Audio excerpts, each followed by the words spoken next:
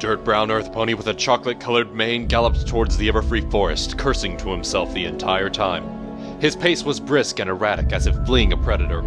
He was exhausted and not able to run as fast as he would like. His breath was heavy as he swung his gaze around in a panic. He chanced to glance behind him after he cleared a small hill. Blasted, she's still following me. For the bloody annoying.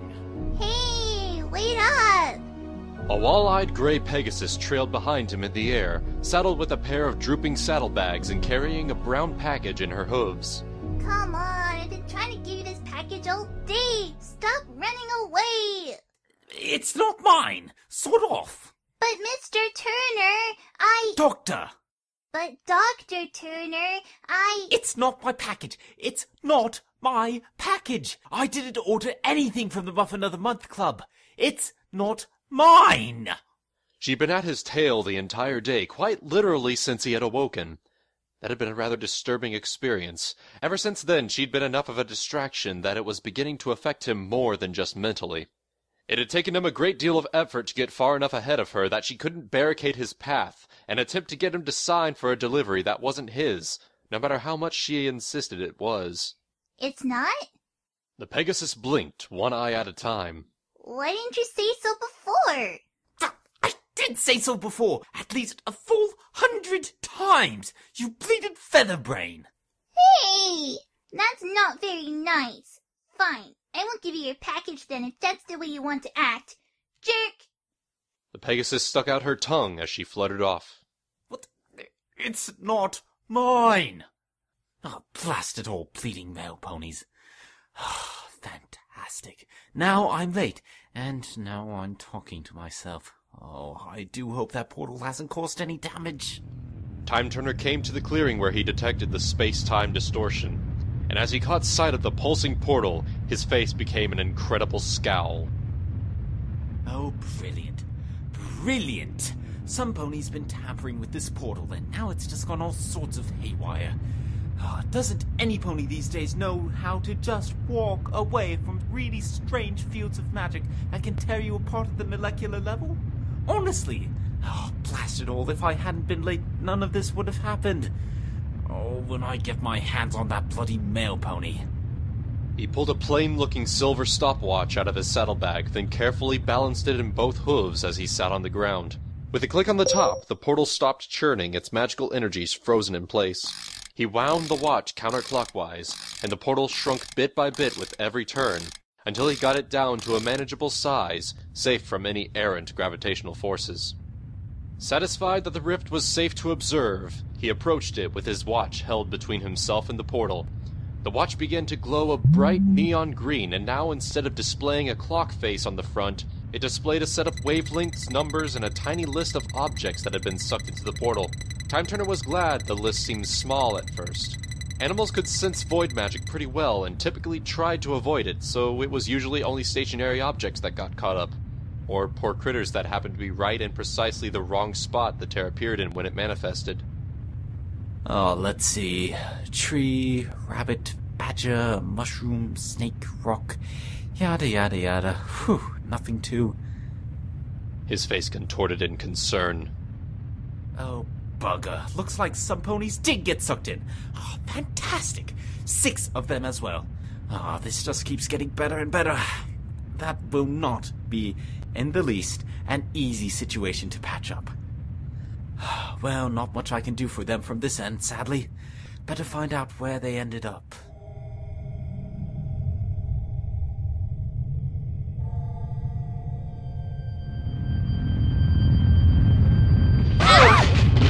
Let's do that again, can we?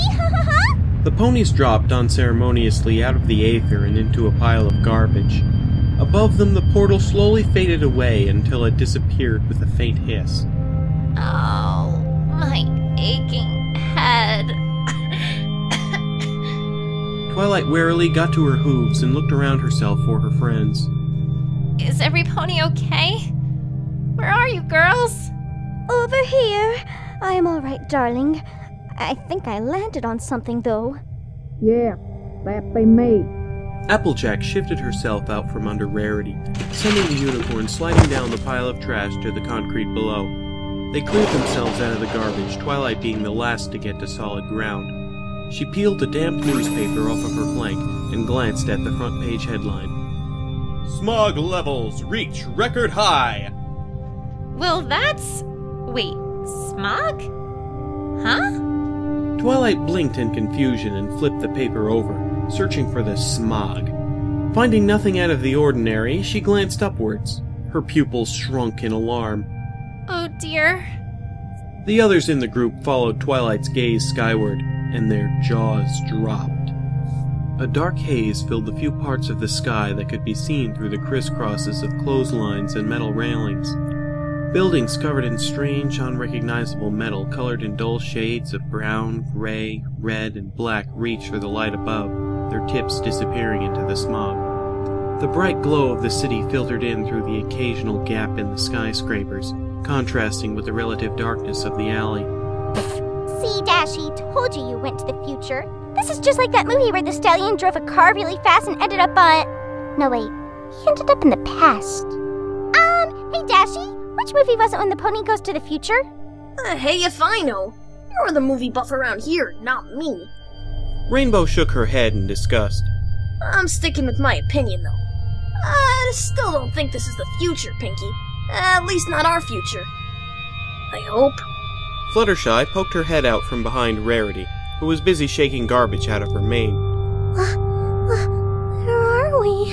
I don't suppose any pony has any theories as to where we are. Pinkie raised a hoof into the air. Other than Pinkie Pie? It's obvious where we're not, at least. Not a clue. Reminds me of Manhattan, though. Just grittier and a heck of a lot bigger. Golly, even I'll admit this place needs a bit of sprucing up, though. I couldn't imagine living around all this here junk. Applejack swept her hoof around, emphasizing the grime and garbage that littered the alley surrounding them. Broken bottles leaking oddly colored liquids, scraps of rusted metal, shards of old, discolored cement. The one remaining wheel of an old, tattered stroller squeaked as it spun haltingly in the foul-smelling breeze. Speaking of which... Oh my. Rarity covered her nose and waved a hoof in front of her face. It smells like some pony's been burning something out here, too. Who burns garbage? Really? Ugh, how horrible. Fluttershy shuddered and huddled in closer to Rarity and Applejack. It's so dirty. I don't like this new place. Don't be silly. It's always fun to be in a new place. Pinkie threw a big hug around Fluttershy. Oh, just think of all the new ponies. Oh, I bet we could throw a million new parties. Oh, gumdrops. But I don't know where there's any party supply stores around here. Can we look for one of those? Oh, and I'm starving. We need to find a sweet shop, or an ice cream parlor, or a bakery, or something. I need 300 cc's of chocolate and sugar stat. Pinkie, we've got more important things to worry about than if there's enough balloons for a party. Rainbow dejectedly looked skyward again and shook her head. Ugh. Rarity's right, though. This place is a dump. Look at all that. Don't they have any kind of weather patrol here? You can barely even see the sky. A murky orange, not unlike a sunrise or sunset, but rather a menacing glare showed itself through the sparse breaks in the smog layer. It churned with an angry agenda, seething back and forth like a stormy sea. Fluttershy shuffled her hooves. Oh, I do hope the little birdies up there are okay. If there are any. Rarity continued to wave her hoof in front of her nose. Heavens, let's get out of this dreadful little alleyway and into the streets at the very least. Perhaps if we ask around we can find out where we are. As they rounded the corner, they could see neon lights adorning large billboards advertising goods and services they'd never heard of. Something called Dollar was prominent on most of them, with each billboard advertising a different color. The closest one had a slogan reading, "Introducing new Dollar Black. Great for a meal or even a snack. It's hip, it's cool, it's not whack. Better than white. It's Dollar Black." Down at street level, a chaotic stream of ponies swarmed along the busy street. Higher above, a good 100 yards up, oddly straight formations of Pegasi flew, orderly avoiding each other despite their sheer number. Rainbow and Twilight each shook their heads in disbelief. There were enough Pegasi in the sky alone that Cloudsdale's population paled in comparison. How many ponies could possibly be in this city? Twilight moved ahead, seeking out a pony that hopefully wouldn't be distracted too much by their own tasks. She found a dark blue Pegasus mare that was taking the ground route, likely to avoid the heavy air traffic high above, wearing a bright green jacket adorned with the same image as her cutie mark, a white cup with a big red scoop of shaved ice. Excuse me, but... Yeah, what do you want? Ah! The Pegasus leaped back in surprise, mid-turn, and nervously scooted away in obvious panic. Get away from me! Help! Police! Police! She flew off in a rush, leaving Twilight stunned and confused. Had she said something wrong? Did she startle her? Was it her breath? She didn't think she smelled funny, even if they had all landed in garbage earlier. And even so, police? What would warrant that? Rainbow came over and patted Twilight on the shoulder while glaring upwards at the retreating Pegasus. Well, what the hey was that about? Rude much? Very peculiar. Was it something I said? Rarity brushed a hoof through her mane. Let's try another pony. Uh-huh. Rarity pointed her hoof across the busy street. There. That dashing unicorn. Twilight made to start towards him, until Rarity interjected. Perhaps we should let me do the talking. A little charm goes a long way. Leave it to Rarity, dear. She trotted over to the stallion, a reddish-black unicorn wearing a tuxedo vest and a matching tie. He was busy reading a newspaper as he waited beneath a sign with the word bus written on it in big, bold letters. Rarity fluffed her mane and tail, checked her coat, and brushed off any traces of dirt or grime she could see. Seemingly satisfied that she looked her very finest, she cleared her throat and introduced herself in a rather sultry tone. Pardon me, my good sir. So sorry to interrupt, but my friends and I seem to be in a bit of a bind. Rarity gave her very best pout and fluttered her eyelashes. Would you be so kind as to... Ugh, get away from me. The stallion scowled. Have you no shame at all? I beg your pardon? Oh, of all the ways to greet a lady, well, I never. You should be ashamed of yourself. Hello? Are you ignoring me now? She decided, perhaps wisely, not to pursue the matter any further. With a huff, she returned to the others, disgruntled and slightly dejected. Any luck? Not at all. That stallion clearly has some grave vision issues. Rarity double-checked that she was totally clean. You think someone dressed so dapper would be a little more courteous. Even... Prince Blueblood at least had the decency to act polite at first. Aw, don't get discouraged, Sugar Cube. Applejack patted Rarity on the shoulder. Maybe the stallions around these here parts just ain't affected by that patented Rarity charm. Yeah, maybe you're just not his type. Pinkie bounced up and down excitedly, pushing the three out of her way to address Twilight. I don't know, Pinkie. I mean, Rarity and I couldn't get any answers. What makes... Pinkie held her hooves together in a pleading gesture, sank to her knees and forced her eyes to widen and fill with tears. Twilight stared for just a minute, her mouth curling into a nervous smile. She balked. Fine. Pinkie immediately leapt back to her hooves. Yay! You'll see. I'll get some answers. Sure like pie is on the case. Pinkie began scouring the nearby crowd, then snapped her hoof towards an off-white earth pony with a curly orange mane. She wore a simple blue blouse. Aha! My first suspect. The pony in question was focused on fumbling with something in one of her saddlebags, so she didn't notice Pinkie's approach. Pinkie had somehow made the statement from the interior of a nearby pony hole cover. The other pony jumped, not seeing where the source of the voice came from. Who's there? Hey now, no need to get all jittery. I just want to ask you some questions. Pinkie's voice came from the far side of a nearby lamppost, a lamppost that happened to be no more than 6 inches thick. The other mare nervously twirled in a circle, trying to find the source of the voice. Who's there? Show yourself. Pinkie's head popped out from inside of a covered trash can. I just want to know where we are. The profoundly disturbed mare curled up into a tight ball, her eyes darting around in panic as she stroked her tail with a hoof. Oh no, this is just like that one dream. Make it stop. You're not being very helpful, you know. Pinkie leaned near the white pony's ear from out of one of her saddlebags. The mare leaped into the air and shot off down the street in a cloud of dust, leaving Pinkie to tumble around in the air before landing in a heap on the ground. Pinkie, how was that supposed to help? Pinkie bounded back over with a pleased grin on her face as Rainbow continued. You scared that pony half to death. Aw, no way, Dashie. I can't scare any pony. Scaring isn't my thing. She was just surprised is all. Glad to see everything still works, though. I was worried that maybe being in a totally new place would ruin all my fun. It's okay. She probably wouldn't have helped either. I just wanted to make sure I was still me. Thanks. You are so random. The group continued their fruitless trek through the city streets. Every so often they would try to ask any passing strangers, but they were always greeted with the same three reactions. A scream followed by a mad dash in the opposite direction, a cold shoulder, or perhaps worst of all, absolutely nothing. Eventually even these three responses died down, and were replaced by a new and slightly unsettling response: open staring. Now that they were in a much busier part of the street, it was becoming difficult for the group not to be the center of attention.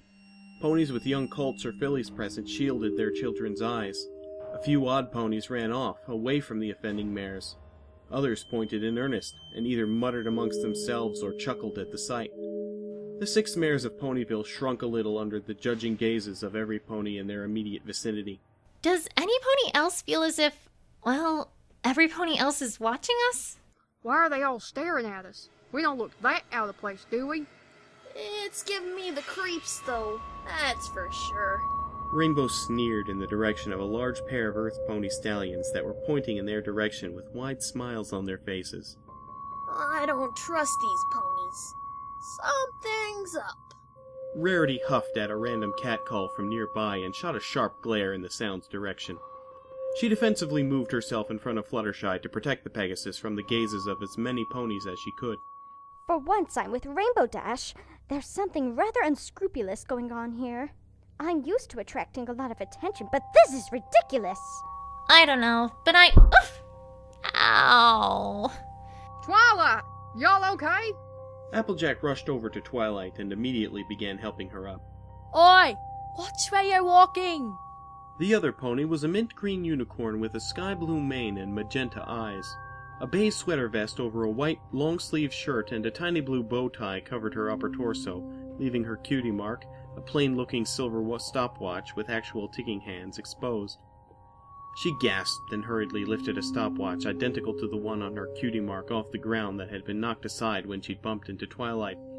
She carefully scrutinized it for damage, and after a brief moment of examination, she breathed a sigh of relief. Oh, I'm terribly sorry. We're all in an awful hurry. Oh, maybe you can help. The other pony snorted and brusquely swept right past Twilight and her friends. I don't have time to be buggering about with a bunch of nudists. I'm late, bloody tourists. Sheesh. Some ponies got their tail in a knot. You okay there, Twi? You look like you seen a ghost. Twilight's eyes shot open in realization. That pony had just called them something. It was a word she hadn't heard used before in conversation, but she did know its definition. Nudists. As she looked around at the crowd of ponies surrounding them, she noticed something she hadn't really taken notice of before.